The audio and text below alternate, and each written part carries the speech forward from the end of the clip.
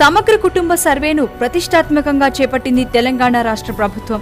సర్వేలో 1 కోటి కుటుంబాల వివరాలను ఒకే రోజు పూర్తి చేయాలనే లక్ష్యంగా పెట్టుకుంది. దీనికోసం 3.70 లక్షల మంది ఎన్యూమరేటర్ల సేవలను వినియోగించింది.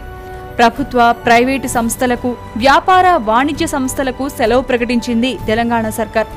ప్రజలను వారి గ్రామాలకు తరలించేందుకు పెద్ద ఎత్తున ఆర్టీసీ సేవలను వినియోగించుకుంది. అత్యవసర సేవలు, ఆర్టీసీ బస్సులకు సర్వే నుంచి మినహాయింపునిచ్చింది.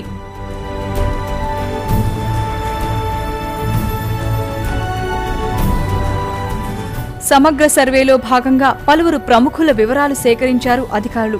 బేగంపేటలోని సీఎం క్యాంప్ ఆఫీస్లో సీఎం కేసీఆర్ కుటుంబ సభ్యుల వివరాలను సేకరించారు. రాజ్ భవన్ కు వెళ్లి గవర్నర్ నరసింహన్ కుటుంబ సభ్యుల వివరాలను జీహెచ్ఎంసీ కమిషనర్ సోమేష్ కుమార్ స్వయంగా నమోదు చేయించారు. ఆంధ్రప్రదేశ్ సీఎం చంద్రబాబు ఇంటికి వెళ్లగా ఇంట్లో ఎవరూ లేరని వ్యక్తిగత కార్యదర్శి తెలిపారు. ఆయనను అడిగి వివరాలు సేకరించారు.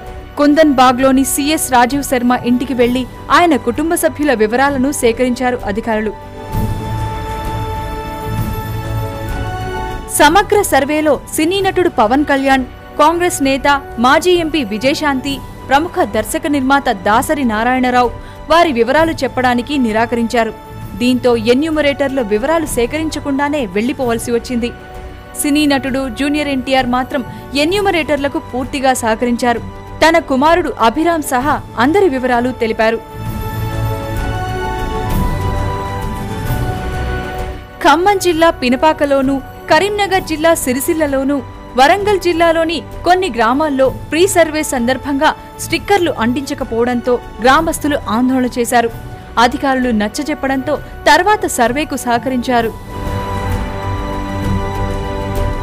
అంచనాకు మించి ఇళ్లను కేటాయించడంతో ఎన్యూమరేటర్లు ఇబ్బంది పడ్డారు.